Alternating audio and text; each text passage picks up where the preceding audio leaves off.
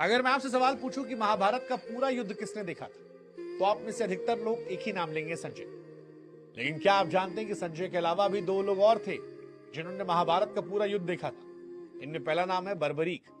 बर्बरीक ऐसे महान योद्धा थे जिनके पास 3 बाण थे, लेकिन 3 बाण में इतनी शक्ति थी कि अकेले ही पूरे महाभारत को समाप्त कर सके। बर्बरीक की मां ने उन्हें युद्ध में भेजने के समय एक ही बात कही थी कि तुम सदैव हारे का सहारा बनो। जब बर्बरीक युद्ध भूमि में जा रहे थे, तभी रास्ते में श्री कृष्ण महात्मा के भेष में आए। श्री कृष्ण जानते थे कि महाभारत का युद्ध कौन जीतने वाला है, और अगर बर्बरीक गए तो युद्ध कठिन हो जाएगा। श्री कृष्ण ने उनकी परीक्षा ली। कहा, तुम इतने शक्तिशाली हो तो इन पेड़ों के सभी पत्तों को एक बाण से छेद करके दिखाओ। बर्बरीक ने बाण चलाया, सभी पत्तों को भेदता हुआ जाकर श्री कृष्ण के चरणों में रुक गया।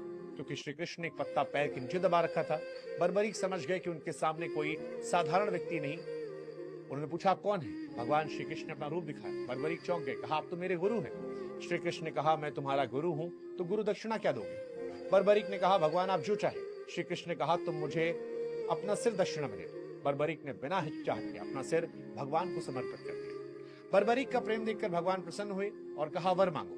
बर्बरीक ने कहा कि मैं महाभारत का पूरा युद्ध देखना चाहता हूं। श्री कृष्ण ने वरदान दिया। कहा, तुम पूरे महाभारत का युद्ध देखोगे और जिस प्रकार तुम्हारी माता ने कहा था हारे का साथ देना, उसी कारण से आज से तुम्हारा नाम खाटू श्याम के नाम से होगा। इस प्रकार बर्बरीक खाटू श्याम बने, महाभारत का पूरा युद्ध देखा। दूसरे हनुमान जी थे।